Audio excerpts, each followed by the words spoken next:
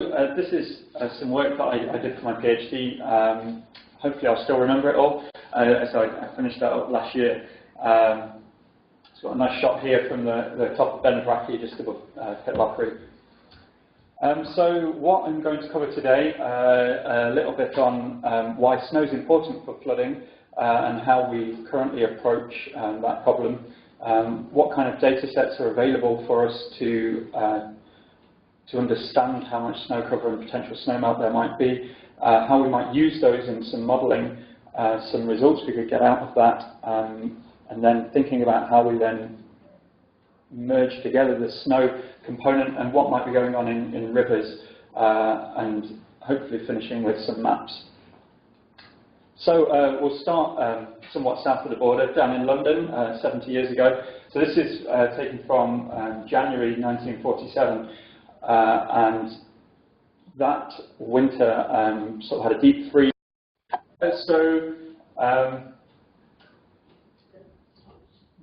then we skip on another month. So now we're into March 1947, and all of those 3 months of snow and ice suddenly melted as a warm front came across the UK and bringing with it lots of warmer weather and rain, causing particularly widespread flooding, well, I suppose particularly in the Thames, partly because the elevation differences there are very small. So this is Surrey down here.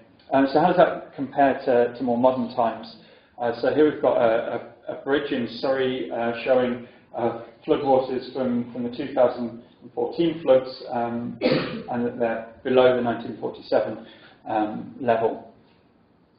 So we can see that in a broader context. So this is taken from the National River Flow Archive provided by CEH, and this is the longest gauge record in the UK at Kingston upon Thames, and so it's going back to sort of the late 1800s up to present day. And this line in red is the 1947 flood, and we can see here in 2014 that it's fairly inconsequential in the wider scheme of things. There's one larger flood in 1947, but that's going back a fair way, and perhaps the sort of data records are becoming a bit more uncertain into how they were measured and things. So 1947 was a big flood. What about closer to home? So this is the River Dee that's running off the Cairngorms and flows out to Aberdeen, so that's where Balmoral is and that kind of thing. Probably say that while the previous plot was made in R, this is made in QGIS, which you can run R from, but it's not something I've particularly experimented with. So it's quite a large river catchment, and this purple boundary here denotes that if you had rainfall falling into that, it would all flow into the River Dee, so anything outside this doesn't flow out into the Dee.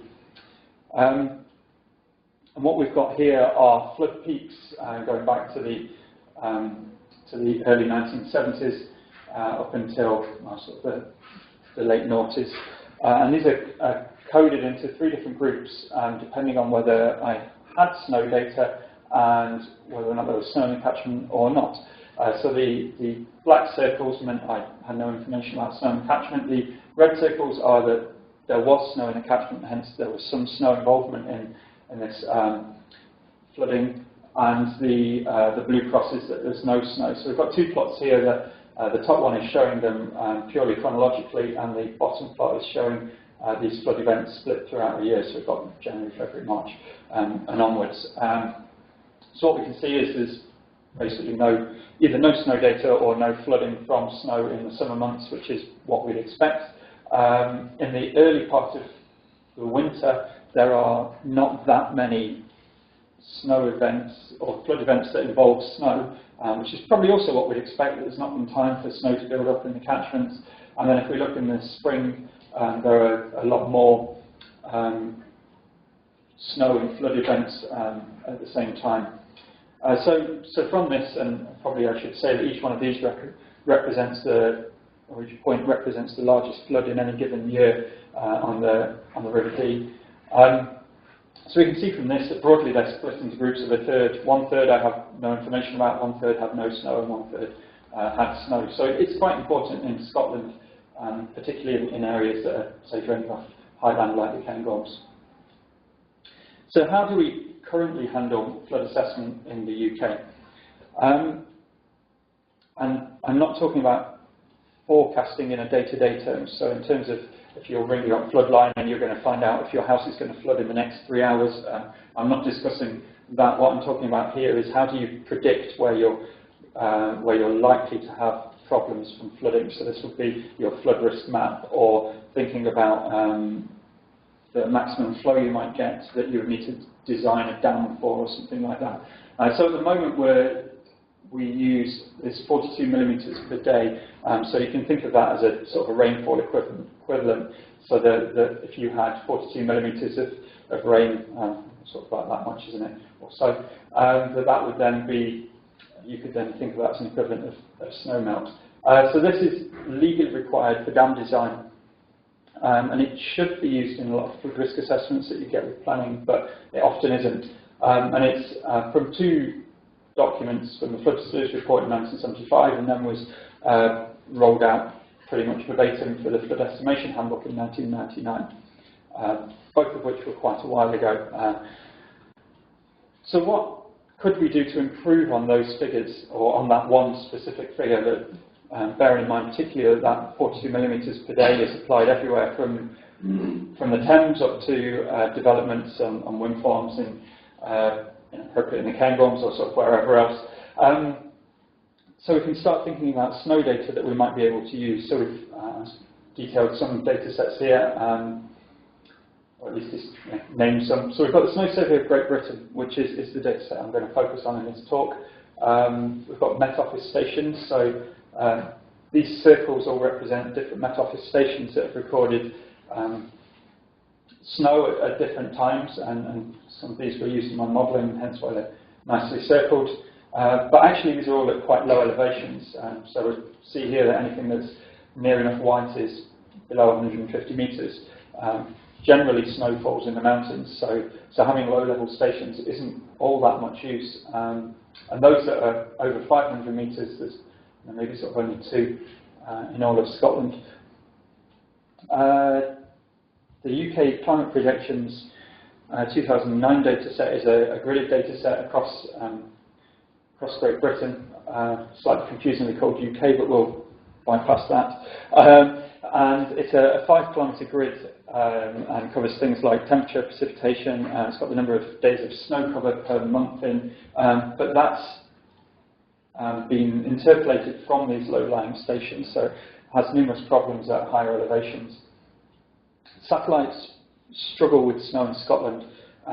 Usually you would use either visible spectrum or microspectrum for snow detection from satellites. Satellites can't really see through cloud, and it's cloudy pretty often in Scotland. And microwaves really struggle telling the difference between wet snow, which often is in Scotland, and cloud. So there are, while we do have satellite data sets of quite good resolution for snow cover in Scotland, they leave a lot to be desired.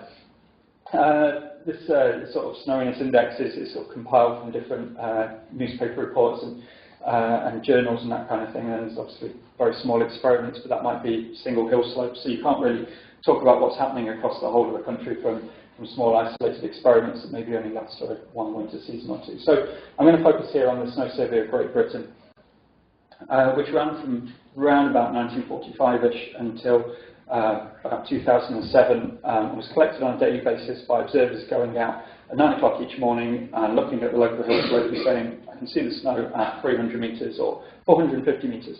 So again, it has problems with cloud and things like that, but those observers can go back out later in the day when it's less cloudy, and actually the number of observations across those 140 sites or so and 60 or 70 years of record that are affected by cloud are quite few. So that's the data set I'm using for subsequently. So here's a little example of the kind of thing we can do from it. So each one of these plots represents a different month. So we're going from November at the top through to April at the bottom, and they're colour-coded by the number of days of snow cover in each month. So the x-axis covers years from 1946 or so up until 2006, and the y-axis is the elevation. So if you were to pick this cell here, you'd be looking something around 1966 and say about 750 metres of elevation, and in that elevation band in that month for that year there was quite high snow cover. So there's quite a lot of information, and this is aggregated from sort of about 145 different sites across Scotland. So what kind of a workflow are we going to use with the Snow Survey of Great Britain to arrive at a better answer than 42 millimetres per day? So I think almost goes without saying that we need to use modelling to overcome data sparsity. So while we've got 140 or so sites, they're actually quite disparate, and there are large parts of Scotland where we don't really have that much information in. Use some extreme value analysis where to then extrapolate up to rarer return periods, because while the Snow Survey of Great Britain does cover a long time period, it doesn't cover a long time period in terms of flood estimation, where we might be talking about 1,000-year events and that kind of thing. Then we need to think about river catchment areas, and so I will be using R in conjunction with the GIS to offload some of the heavy lifting to a GIS and take advantage of the some of the more complex GIS analysis, and then we can link the two of those together and finally make a visualization. So I was just saying that we need to use modelling to infill in time and space, and the variables we're going to use as input for that model are going to be precipitation and temperature. It's probably worth saying that a lot of precipitation records are quite poor at accounting for snow, so that's a certain degree of uncertainty in there. And from that we can get various outputs like duration of snow cover, but particularly snow melt is what we're interested in. So this is a schematic of the model. I suppose the key things to take away are we've got our inputs of precipitation and temperature here for a given time step I, and when the temperature is below a threshold we get snow accumulating, and when it's above a threshold we have melt, and then these feed back into sort of the SWE, the snow water equivalent that's remained on the hill for the next day.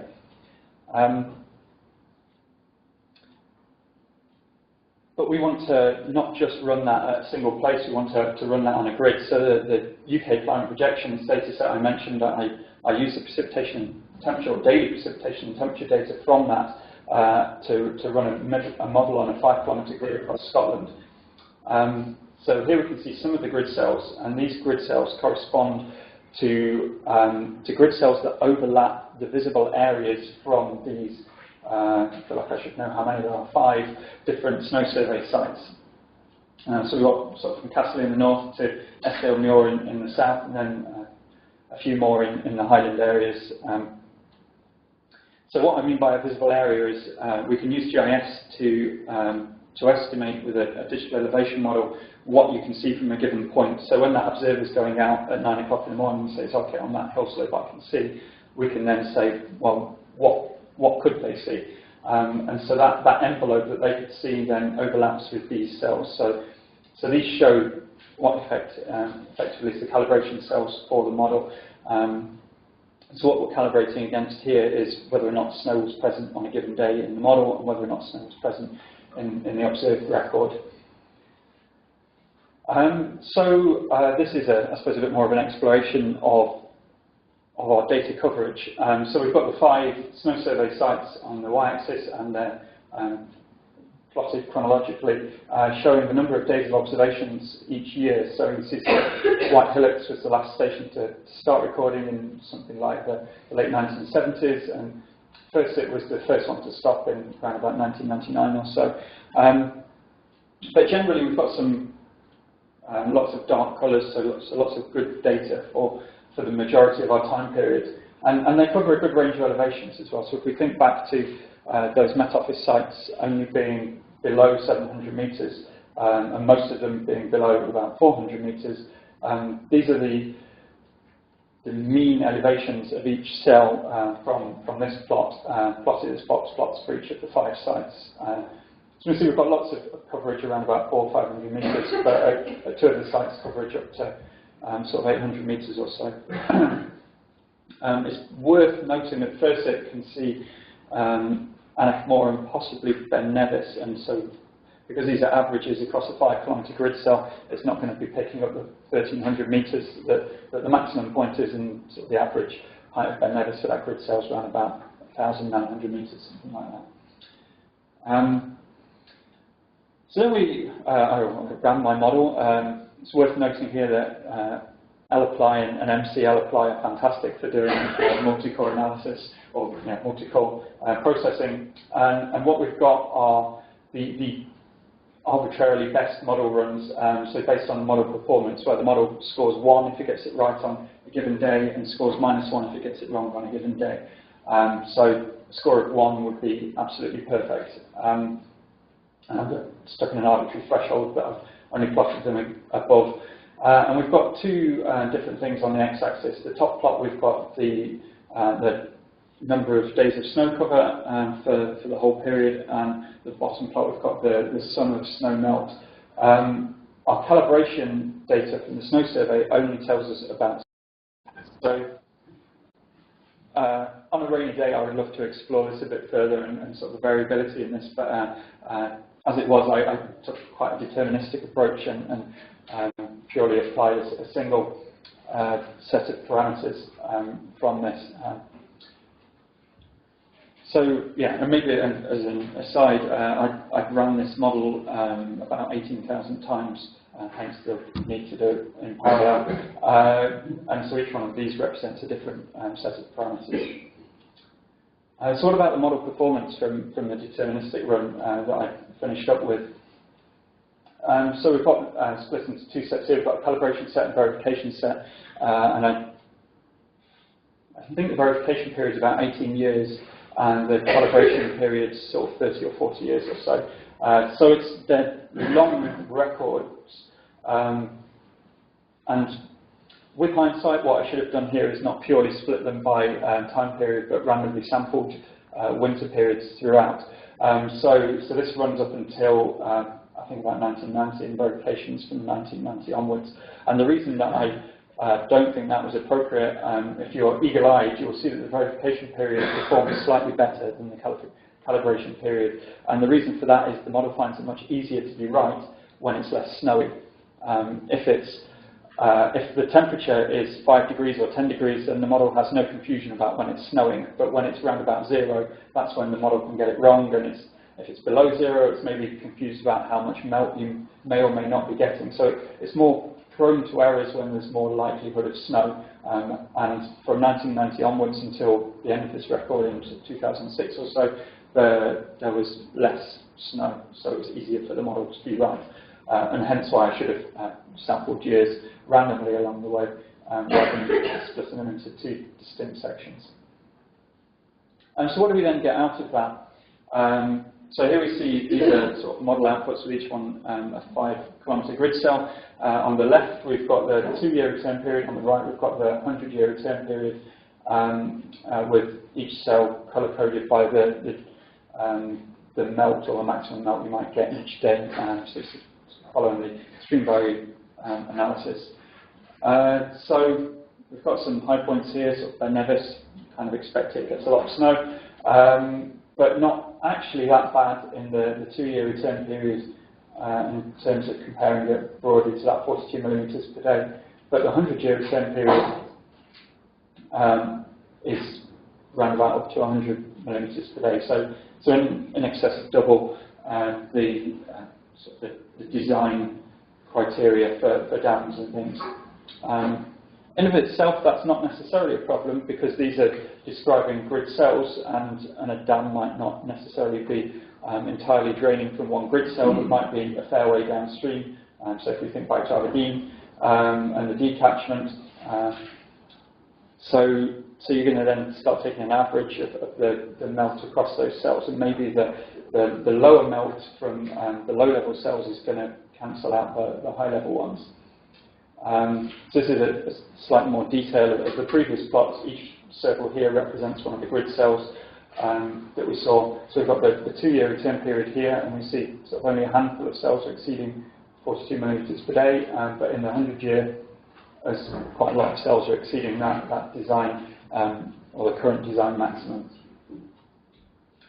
So at this point we start pulling in the grass GIS, and if you're interested in running R with a GIS, I definitely recommend grass. It's been about since 1982. It's incredibly stable and very, very fast. There's a nice little wiki here on using grass and R together. So a couple of screenshots. If you've not seen the 1980s before, I think this is what computing looked like. So we fire up a terminal and we can launch graphs from there, and we get a Giri. So we've got one window here showing some data sets and another one here showing a map. Each one of these green triangles represents a Monroe, and these lines are roads. So I did a recent blog post on nearest Monroes to roads, and hence sort of the easiest ones you can then go up. And if we want to run R on top of this, you can type R in the command prompt, and then you're running R within the terminal. Or quite fancily, you can run RStudio. If you put the ampersand on the end, it means you've still got that terminal freed up. So here we go. It's as easy as that. RStudio and ampersand, and then we're now running RStudio on top of Grass. So then using the Grass 7 package, we can pull any data we want from Grass, or we can use R to write our loops and get Grass to do the heavy lifting. Grass is pretty happy with working with data up to multiple terabytes in size. So you can pass off all sorts of complicated heavy lifting, but do the scripting of that in RStudio and R in a language that you're happy and comfortable with, rather than, say, doing it in Python or Bash or any of the other languages that Grass will happily talk to as well. So what do we get out of that? So there are around about 600 reservoirs in Scotland. Some of them slightly more complicated than others, which I'll come on to. And what this map represents is a catchment delineation. So if you think back to the early slide with the River Dee on, each one of these pink outlines represents the catchment for a different reservoir in Scotland. So about 600 of these. Some of these pink lines are quite faint. And hence why I used R to write the loop and Grass for the execution. But that's not an answer in itself. What we need to start thinking about, this is a more complicated bit. So here we have, this is Megget Reservoir, which is the main water supply for Edinburgh, and it's what's called inline storage. So these rivers flow directly into Megget, and they're dammed at the bottom, and then there's a small burn that flows out. In this other case, we've got an offline reservoir next to Aberdeen. So this is the River Dee flowing down here, and there'll be piped and possibly pumped water taken out of the Dee and put in this storage reservoir. So if there's snowmelt in this scenario, it can flow into the reservoir and potentially impact the dam. In this scenario, they can just turn the pumps off or turn the valve off that's filling it. So of those 600 or so reservoirs, there's a mixture of offline and inline. So it's slightly more complicated than it appears. There we go. So back to the River Dee again. As I was describing earlier, we can see that actually there's a whole mix of cells here from around about 100 millimetres per day of melt down to the bottom end, which might be sort of 25 or so millimetres per day. So again, I've used Grass to extract the average melt within this envelope for each of the 600 or so reservoirs in Scotland. And then plotted these up as plots. So we've got two. We've got one for the 2-year return period and another one for the 100-year return period, with the 42 millimetres per day red line on. And we see that for the 2-year return period, none of the reservoir catchments exceed 42 millimetres per day as the snowmelt average. But for the 100-year return period, actually quite a few of them do. The bulk of them don't, but in this case, you don't want any of them to, because the consequences of failure, loss of life, loss of water supply, exceedingly expensive cleanup. So this is, I would argue, fairly unacceptable. And how do these maps spatially So again, back to QGIS, although you can use graphs for this kind of thing. So white ones are 42 millimeters per day. So anything in this sort of orangey colour is exceeding the design threshold, and the blue ones are okay. So you see them sort of up in the northern and generally the more mountainous areas, which is kind of what we would expect. So key findings from this are that actually, yes, Snowmelt does exceed 42 millimeters per day for reservoirs at the 1%, the 100-year. And for a 2-year return period, exceeds it for individual grid cells, which is possibly of interest to sort of wind farm developers who are needing to put structure in the mountains. And of the 600 or so, 22 appear to be under-engineered, with 620 are fine. Maybe over-engineered is not quite the right term, but in terms of Snowmelt, they're happy. But probably we should apply a lot more care when we are exploiting more mountainous areas, because that's where Snowmelt is going to be a bigger problem. So I suppose particularly Snowmelt is important for the UK, and probably these kinds of things are applicable in other temperate countries, because it's not just Scotland that's around about 0 and rains a lot. I suppose places like New Zealand and Japan also have similar problems. So some useful packages, Parallel, which is included in base R, and the MCL apply very, very easily lets you move your an lapply loop to parallel processing, provided you're not on Windows, because Windows doesn't like batching jobs up. But that's, I suppose it's relatively straightforward to spin up an instance on Amazon or use your university compute facility. You just need to tell it how many cores you want to use. Graph 7, or this early version SP Graph 6 for a GIS connection. SQLite is a super easy and quick standalone database. You can play with it in Firefox. There's a little plugin that lets you manage it and have an explorer of your SQL queries, but you can use it directly from R. I quite like it for storing model results and that kind of thing, and the Extremes package for the extreme value analysis. It was a bit of a fight, but I did get the reservoir data from CEPA, so it's definitely worth thanking them. And so, many thanks.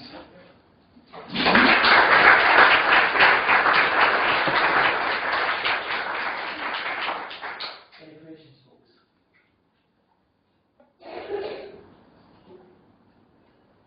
Okay, I'll start the questions. So you mentioned that your precipitation data was poor with regards to what? Poorer, probably at higher elevations. So if we think of sort of the map I showed with the metal stations on, the majority of those are at lower elevations. When you get to higher elevations, because of the increase in altitude, you get more rainfall. So looking back, would there be any other variables that you would consider putting into your model, as opposed to just the 2 variables to predict on Snowmelt? So there are 2 kinds of Snowmelt modelling. There's what I use, which is called degree day modelling, which is based on this degree day factor, which is effectively a temperature threshold above and below which melt occurs. And the other is energy balance, which uses all sorts of different latent heats and things like that, and is computationally far more intensive, but requires a lot of parameters and inputs, sort of 10, 15 or so. So while that would have been nice in a data sparse or a data sparse national scale, it would have been very difficult to have got anything more meaningful out of it. I mean, yes, I would have had a fancier model that I could have played with a lot more, but would it have told me a different story? Possibly. Would I have had any more competency? No. Just curious about looking at this data over time, have you seen evidence of climate change and what impact that has on the Snowmelt? Scotland's a funny place. Yes. Yes, there's generally been a decrease in days of snow cover. Slightly frustratingly, the snow survey finished, or the Met Office terminated it in 2007. So the particularly snowy winters of 2009, 10, 11 have all not appeared. It it would be nice to extend it with satellite data, but yeah, the errors in satellite observations are massive. Well, so as I spoke about in the verification, yes, there was a decrease in number of days of snow cover during the 90s and into the noughties. Quite how that fits into the bigger picture is harder to say. I did look as part of my thesis at whether or not we were going to get more or less snowmelt and snow cover in a extrapolating somewhat slightly warmer world.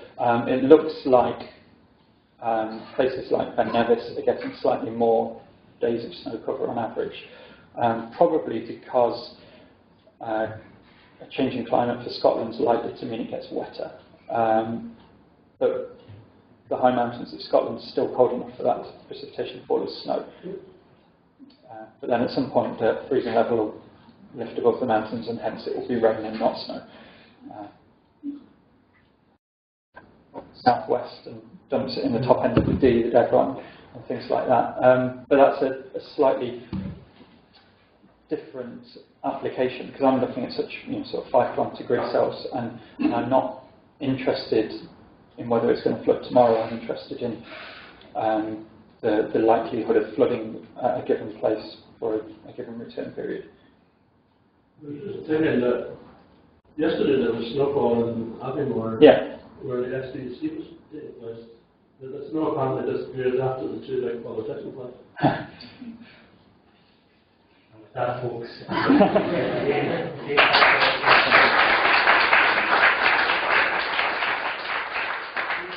think it's a tea and coffee.